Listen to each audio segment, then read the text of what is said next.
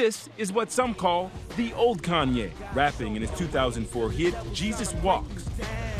And this is Kanye West now, tonight surrounded by a cloud of criticism after making these comments on TMZ Live yesterday. When you hear about slavery for 400 years, that sounds like a choice. Like, you was there for 400 years and it's all of y'all?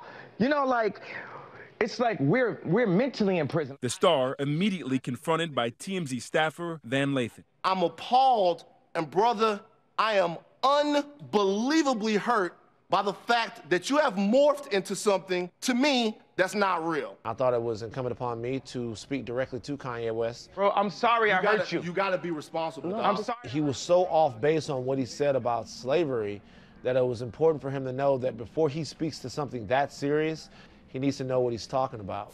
Overnight, West's comments going viral. The backlash online, quick and unapologetic.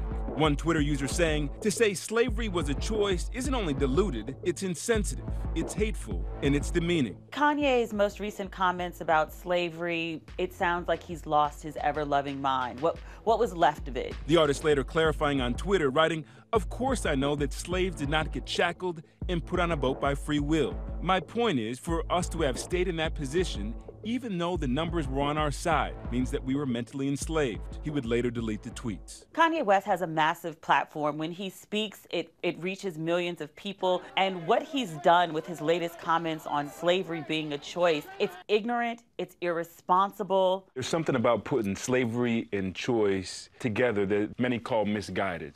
Slavery was not a choice. Slavery was a crime.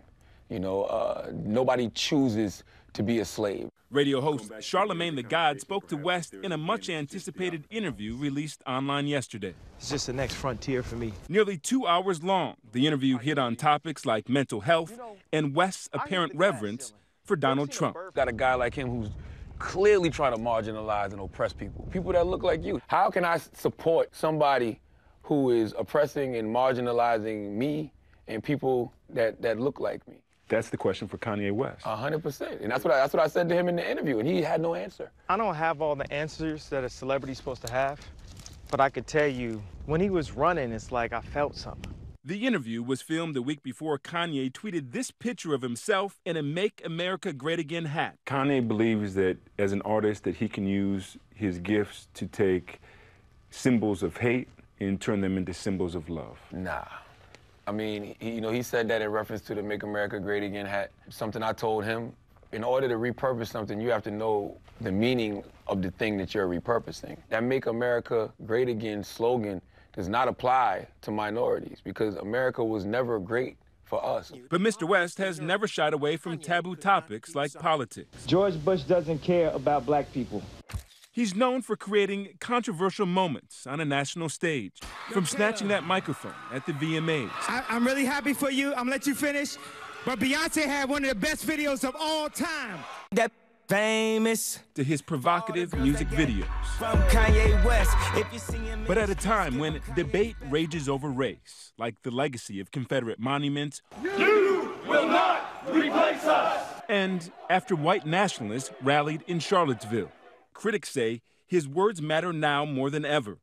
Kanye has a long history of saying inflammatory things, but this one, the stakes are a little higher. You're disparaging the history of African Americans in this country. You talked to Kanye after the statement? Oh, yeah, 100%. What was that conversation like? You know, Kanye had told me the context of what he was trying to say, so I understood it a little better. I think when he said slavery was a choice, in his mind, he was talking about psychological slavery. You know, in his mind, he's saying, even if I am a slave, I have a choice to remain a slave. I can revolt. I can't give you points for what you were trying to say. Right. I got to judge you based off what you said. What he said was slavery was a choice, and that was just stupid. Now, 17 months after his November 2016 hospitalization, West disclosing to Charlemagne details of the struggles that led him to seek medical help. That was the scariest moment of my life. The hip-hop multi-talent said his 9-day stay at a UCLA medical center, not a breakdown, but a breakthrough, brought on in part by stress from the at-gunpoint robbery of his wife, Kim Kardashian West, in Paris just 1 month earlier. I'm sorry, there's a family emergency. I have to stop the show. Like, went to Paris on that trip to protect her. One of the things that she said that she heard is that they were coming to rob her and they had to wait till I had left.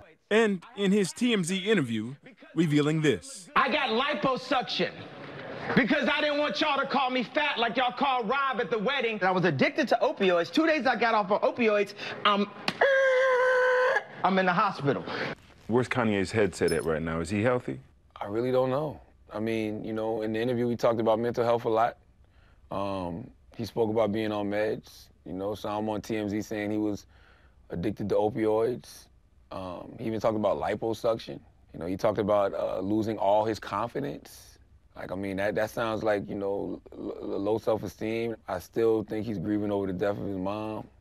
It's a lot, you know? So when I talk to him about being creative when it comes to music, when I talk to him about where he wants to go with his company, he's clear on all of that. West Reps declined our request for further comment. Tonight, some critics saying the talent behind songs like All of the Lights may just be using his latest rant as a boost for album sales. Regardless, some fans disheartened by how the icon has chosen to use his platform. For Nightline, I'm Zachary Quiche in New York.